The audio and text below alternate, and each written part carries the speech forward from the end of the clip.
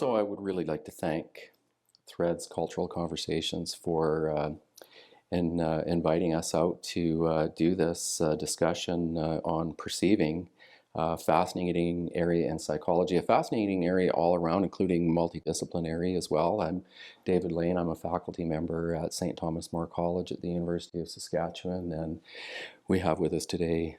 And I'm Ellie Cocroft, and I'm an interdisciplinary grad student at the U of S. I mostly study death and dying and affective, meaningful encounters with death within video games. So I'm studying visual media, new media, and how death and fear and grieving fit into video games. And we did do a special topics grad class together on death and dying, and you introduced me to a new kind of media that I hadn't really thought enough about gaming, which is a large part of media that we often don't consider.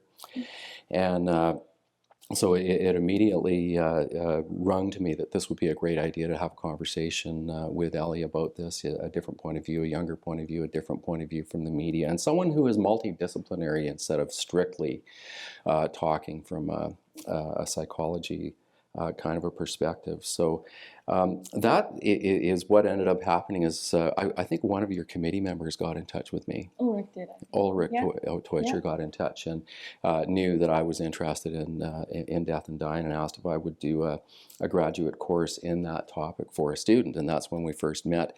And then very shortly after meeting and talking, we discovered that we had a mutual interest in Ernst Becker's work, what ultimately became terror management theory, and how much that was influencing our perceptions.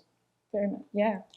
So we should tell people a little bit about that theory. Yeah, so terror management theory is sort of a theory where Ernest Becker and some other psychologists, Solomon, I can't remember all their names off the top of my head, but they posited that when we're reminded of our own death, it evokes feelings of fear and natural things that you think of when you think of death, because it's a scary topic. And when you have those reactions and those defenses against fear, you feel sometimes powerless or that you can't control the situation. And oftentimes what people will do is cling to those people that are more like them. And so people that aren't like them are often pushed aside or othered or that sort of thing. Okay. Yeah, and that seems like a natural reaction, I suppose, that people would have. And they actually thought that it was across the board human kind of reaction, that we knit ourselves together when we perceive fear of death. And that's what we're perceiving through our media so much here right now is a fear of death. And of course, it works into your interest in video games as well. That we are practically perceiving fear of death all day, every day. Yeah. And how do you see that playing out right now? How do you see that as affecting us through this theory? It's hard to avoid seeing death right now. With the global pandemic that we've had, this is the first time it's happened since 1918. Right. And we're all learning how to deal with it. And there's a global collective sort of grief that we're all feeling. And death is in the media, death is in our houses, it's in our homes, it's in our media, it's in our social media, it's in our news reports, it's on TV, it's everywhere. And how do you avoid seeing it? You don't, right? You don't. So it's interesting to consider the theory as more than just a framework theory. It is a theory that makes specific empirical predictions under certain circumstances. Yeah. And there have been some very fascinating studies that have been done to show how fear perception, death perception can alter our perceptions. One of them I found especially interesting was a study of judges where they were split into two groups, and one group were given a reminder of their death prior to making a judgment about a bond post for sex workers. And so it was a similar crime, similar circumstances. Only half the judges got a death reminder, half did not get a death reminder. And as the theory would predict, the judges were more harsh on the sex workers who were the outside group. They were, rather than the inside group, they were the good guys and they were the bad guys type of thing. They were quite a bit more harsh. Other experiments where you apply hot sauce to a fictitious enemy in a circumstance, and that will drive up the amount of hot sauce that people think that someone should get. And in that case, it's not only when the person feels that they have been reminded of death, but sometimes these experiments also are about your whole world view. And I think that Becker's point of view is about that as well too, quite a bit, is that the death threat as being some kind of a threat against you and your personal existence, of course, but also we define ourselves in the bigger picture of who we are culturally, and of who we feel that we identify with and who we belong to. And when we see those institutions being affected or threatened in some way, this also serves to further create divisions. So the binary. Yeah. And culture becomes a defense at that point, because your same culture is like how you would have a defense against those feelings and that sort of response into that perception of death. Yeah, it's a thing of preservation. It feels like a thing of preservation, and yet there are things that are maladaptive as well. Yeah. We all breathe the same air. Yeah. And very global concerns. There are big global concerns as well. And there are many things that sort of unify us in many ways. Yes, yeah, that's right. And there are cultural influences, and that's another point that we wanted to bring into that by saying that it mattered to whom we feel our allegiances are, how we will react to fears of death. But it will depend on what your cultural view is, what actually threatens you. So here it really goes back to my beginnings in psychology and teaching courses in perception, and realizing the power of trying to really take to heart what are cognitive illusions. Well, cognitive illusions are things where people look at something and think it's one thing, and it turns out it's not that thing. And we know these, the Mueller-Lyer illusion, where one line will look longer than another when there are lines drawn around it or situated around it in a certain way. And when those lines are removed, the lines look perfectly the same length. We look at that, and our perception is inaccurate to what is actually out there in the real world. It really matters to know the context, even with something as simple as the length of a line. Ash, studying line lengths and social duress decades ago now, showed that if four people in front of me say this line is longer than that line, many of us will disagree with our own perceptions and go with the perceptions of the majority in front of us. My PhD itself was on false memory and the formations of false memory, which means that we perceive things about our past, about ourselves, about the events that have taken place in our life, which are demonstrably false, and they can be revealed and showed to people. So perception is not reality. It is the thing, and when I'm asked about my fear and where the fears come from, and a greatest fear, one of the greatest fears that I have is that we will only look at things through our own lens, and we will categorize. Just like we categorize that line as longer or shorter or whatever it might be in the illusion, that we will categorize things in certain ways purely as a result of those ideologies and beliefs. But there is no unbiased statement, and there is no unbiased. We have our own biases built in, and they're cultural, and they're from the world we come from, and it's roots in the ground, right? Like where we're from, a place and time. And when you have a diaspora that's moving from one place to another, that drastically changes perceptions, because where are they getting the same, like they're not used to living there, right? So it's new, it's a new place. And so you carry those with you. I was wondering what you see from your perspective as someone who is especially interested in gaming, how you see perceptions being changed through that particular media right now. Right. I think that video games are a very powerful medium.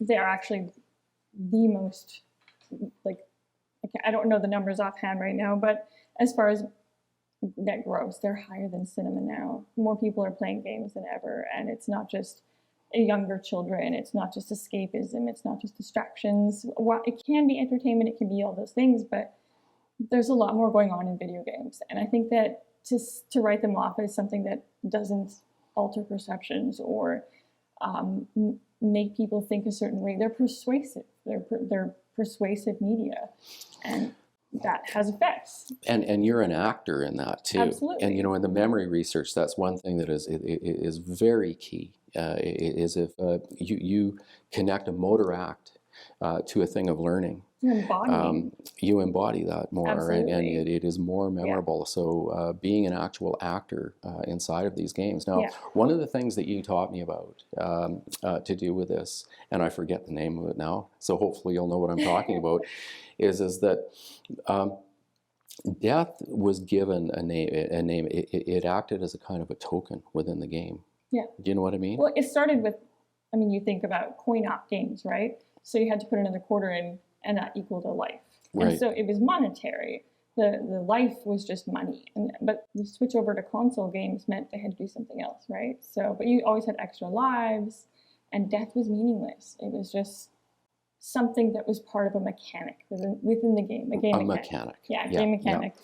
That was actually the word that I remember you and introduced to that as a concept, because it became a thing that was some kind of a means to some kinds of an ends within that context. Yeah. So death was perceived in a completely different way. Yeah, a banal sort of everyday thing. But my challenge with my own work was that I think games can do more, and I think that they can alter perceptions. I think they can give real experiences that matter, and that people walk away from that game with and say, wow, I feel like that really changed like there's Darfur is Dying, where you play the role of a child hiding from people killing other people, and that's death all around you as a child, and someone's trying to sing you to sleep, right? Right. And then there's games like That Dragon Cancer, where a whole family got together with their child with cancer, and the game involves you through their diagnosis. You walk through the game with them. They use their own voices. They use their child's voice, and he's 4 when he dies, and you play the game, mm-hmm. and yet you feel like you've just witnessed someone's story, a memorial, right? So your perception has changed. And how is that going to change your perception? I think it, at least based on the reviews and my own experience from playing these games, you step back and you say, I feel more appreciative for the people I have in my life. Or you say, wow, that really hit me somewhere. And it stays with you, and it makes you have some appreciation or reflection. And those are the 2 key points that I bring out, is that reflection and appreciation. Now, do you think that goes past in-group, out-group to any extent? I think it's hard to say right now. I couldn't empirically say yes or no, but I feel like it could, yeah. The reason that I say that and just wonder about that at that point is because part of what we have talked about and part of what we've taken from other talks that have been discussed and through threads that we're looking at is you want to look for some way for hope. And what we've basically said is we're perceiving a lot of fear through the media, especially, the more local it gets, the more fearful we get, and the more divisive people become, and we out-group, in-group to an even greater extent. But what you were just talking about there is a way that you could go about doing gaming that really felt to me like you were going past things that were about my group versus your group. Yeah. And one of the things that has been noted about terror management theory and the pandemic and everything that has driven all this death salience, as they call it, perception, we're perceiving that to be a salient issue for ourselves right now, has also served to cohere people in groups. There were members of the trucker convoy that were very supported by people that were out on the road in their cause that they believed in, and there were nurses and healthcare workers, frontline workers that were more supported than usual. So there was also a looking past into a greater into generosity as well. So that is something that should be thought of as a good thing. it's without writing that off, you know, you start to want to ask, how can we push that a little bit further? And I was listening to Jeff Greenberg and speaking and interviewed about terror management theory not too long ago. And one of the examples that was brought up in that is Sheldon Solomon and Jeff Greenberg were being interviewed, was that in a recent experiment that was done with terror management that was done in China, and it was about Chinese people and Korean people and setting up some kind of an us and them group and a punishment group.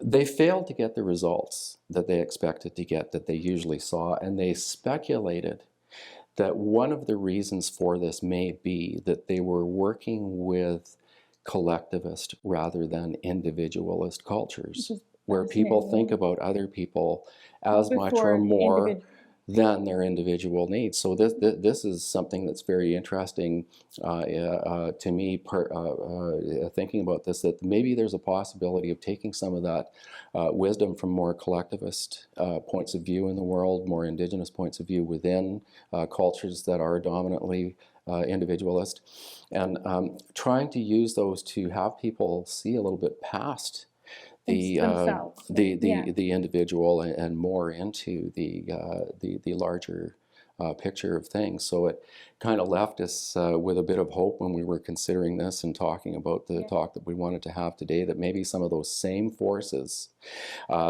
perceiving fear constantly of death like we are through the media right now, although it can be turned into an us and them, we know that there are circumstances where those same feelings can be turned into group experiences. And we talked about the soldiers in the war deciding that they were going to stop shooting each other for a day or two and take the day off. They were thinking past to a different level, and that's really what I think we need to see taking place. I think changing people's perspective is one of the keys to changing perceptions and perceiving. Right. And I know it's not directly related, but like I think of the first aeronauts that went up in balloons, and how just changing what you see changes your perception of things so dramatically. And so I know with death denial, one of the arguments is that by not seeing death, like real death, we're more likely to deny it. And because we don't see it, we don't experience it. And I wonder if seeing more, seeing actual death, not just sensationalized death or the news, like where it's shootings and that sort of thing, that traumatic death, whether that would normalize it more or help us to maybe have less of a pushback in those defenses, I wonder. Yeah, and from what you said about your video game, going back to that, then I start to think, when you make things real, that it is other people are actually dying, and there are the Stanford experiments that showed that where soldiers were often not shooting at the enemy because they didn't want to kill people, that those forces, those larger forces, are actually there, and you have to hope that they will be prevail for the sake of humanity. And virtual reality changes how you see again, and you feel immersed in that experience. Like there's a pretty famous game within VR where you get into a coffin and they have a VR headset on you and you roll through and you go through that experience. And I'm wondering if, like, not obviously that dramatic, but like how we change perceptions about death and how we change perceptions about in-groups and out-groups and how we accept it. I don't know. So there are even video games, which we often associate, rightly or wrongly, with promotion of violence, don't necessarily have to be about that at all. No, not at all. Wow. Well, that was awesome to talk to you today about this. I always learn every time we have a conversation more about perceptions, and perceiving, and other things as well. So thank you very much for helping me out with this. And thank you very much to Cultural Conversations Threads for inviting us out.